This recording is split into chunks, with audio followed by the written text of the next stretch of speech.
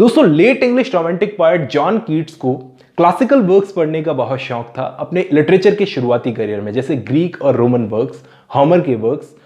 तो उस वक्त इनको अनफॉर्चुनेटली इन भाषाओं पर, इन लैंग्वेजेस पर पकड़ नहीं थी, जैसे कि ग्रीक और रोमन लैंग्वेज हो गई, क्योंकि ये मेडिकल फील्ड से थे, बाद में लिटरेचर में आए थे।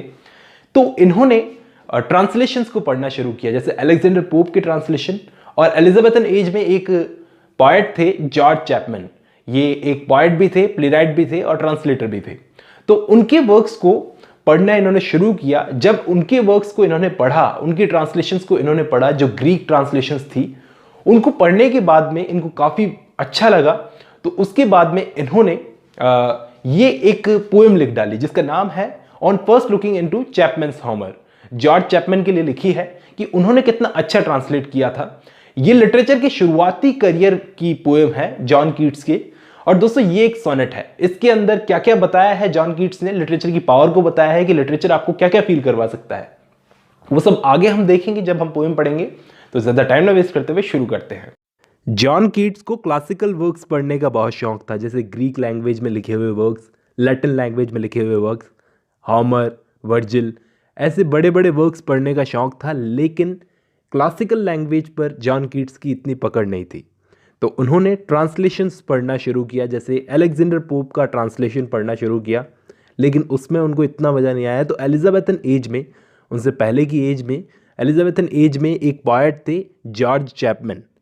दोस्तों, बहुत ही फेमस पोएट थे ये। तो उन्होंने होमर के वर्क्स का ट्रांसलेशन किया। तो जॉन कीट्स जब 20 साल के थे, मतलब कि उनके करियर के शुरुआती टाइम में, उन्होंने जॉर्ज चैपमैन की इस ट्रांसलेशंस को पढ़ा। ठीक है, तो इसको पढ़ने के बाद उन्हें ऐसा लगा, बहुत ही अच्छा फील हुआ।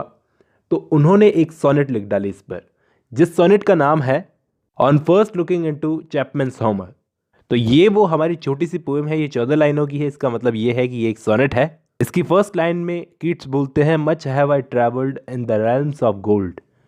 इस लाइन का मतलब ये है, यहाँ पर पोएट जॉन कीट्स बोलते हैं कि मैंने ऐसी ऐसी जगहों पर सफ़र किया है जहाँ पर बहुत सारा गोल्ड था, खजाना था। ऐसे ऐसे रेल्स में, यानी कि ऐसे ऐसे राज्यों में मैंने सफ़र किया है, ट्रैवल किया है। And many goodly states and kingdom seen. इसका मतलब यह है कि मैंने बहुत सारे स्टेट्स को, कंट्रीज़ को और किंगडम्स को देखा है। आई होप इन 2 लाइनों का मतलब क्लियर है। आगे की लाइनों में बोलते हैं, round many western islands have I seen. इसका मतलब यह है कि मैं वेस्ट की तरफ भी गया हूँ, वेस्ट की तरफ जो आइलैंड्स हैं उसमें भी गया हूँ, समुद्र के रास्ते। आइलैंड है तो ऑफकोर्स समुद्र के रास्ते ही जाओगे। आगे बोलते हैं, which bards in fealty to Apollo hold. इस लाइन का मतलब यह है कि जो वेस्ट के आइलैंड्स में मैं गया समुद्र के रास्ते, वहाँ पर जो बार्ड्स हैं, यानी कि पोएट्स हैं वहाँ के, वो सारे पोएट्स, वो सारे बार्ड्स ग्रीक गॉड अपोलो के लिए बहुत लॉयल हैं। यहाँ पर दोस्तों फील्टी का मतलब है लॉयल हैं। ये फील्टी का मतलब है लॉयल। वैसे ये स्पेलिंग ऐसे होनी चाहिए थी, FEALITY। Oft of one wide expanse had I been told. इस लाइन का मतलब यह है, मैंने उस इमेजिनेटिव वर्ल्ड की बहुत तारीफ सुनी है। अक्सर मैंने उस इमेजिनेटिव वर्ल्ड की बहुत तारीफ सुनी है। That deep browed Homer ruled as his demesne. तो इस लाइन का मतलब ये है, इन 2 लाइनों का मतलब मैं आपको बताता हूं कि मैंने उस इमेजिनेटिव वर्ल्ड की बहुत तारीफ सुनी है एक जीनियस ग्रेट पोएट होमर से। Yet did I never breathe its pure scenery. इस लाइन का मतलब ये है कि इस सीनरी को, यानी कि इस वर्ल्ड को कभी भी सच में जिंदगी नहीं मिलती अगर, जब तक, till I heard Chapman speak out loud and bold. जब तक चैपमैन ने, जॉर्ज चैपमैन ने होमर के वर्क्स के ट्रांसलेशन नहीं किए होते। ऐसा लगता है जैसे जॉर्ज चैपमैन ने बहुत ही लाउडली और प्राउडली, बोल्डली बोला है मुझसे इन वर्क्स के जरिए। Then felt I like some watcher of skies. तो इन ट्रांसलेशंस को पढ़कर, जो होमर के ट्रांसलेशन वर्क्स के ट्रांसलेशन किए गए हैं, इनको पढ़कर ऐसा लग रहा है जैसे मैं एक एस्ट्रोनॉमर बन गया हूँ, वॉचर ऑफ स्काइज बन गया हूँ।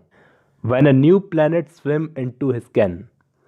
और ऐसा लगता है जैसे मैंने एक नए प्लैनेट के बारे में जान लिया हो। और like stout Cortez when with eagle eyes he stared at the Pacific. इस लाइन का मतलब ये है कि मैंने कॉटेज की तरह एक्सप्लोर कर लिए हैं, मतलब कई सारी जगह को एक्सप्लोर कर लिया है और एक्सपीरियंस किया है पैसिफिक ओशियन को। जब वो देखता है तो अपनी ईगल आइज से ऐसा कुछ एक्सपीरियंस किया है। And all his man looked at each other with a wild सरमाइज। और उसके साथ के जितने भी लोग थे उसके मैन, वो एक दूसरे को देखते हैं। अब लास्ट वाली लाइन में बोलते हैं silent upon a peak in Darien, और पनामा के पास में माउंटेन डरिन के पीक पर वो खड़ा हो। तो आई होप ये पोएम आपको समझ में आई होगी। इसके अंदर ऑफकोर्स जॉन कीट्स ने लिटरेचर की पावर को दिखाने की कोशिश की है कि लिटरेचर की पावर क्या है, आपको क्या क्या फील करवा सकता है लिटरेचर। और इस पोएम को द एग्जामिनर नाम के जर्नल में पब्लिश करवाया गया था। तो दोस्तों आज की वीडियो में बस इतना ही।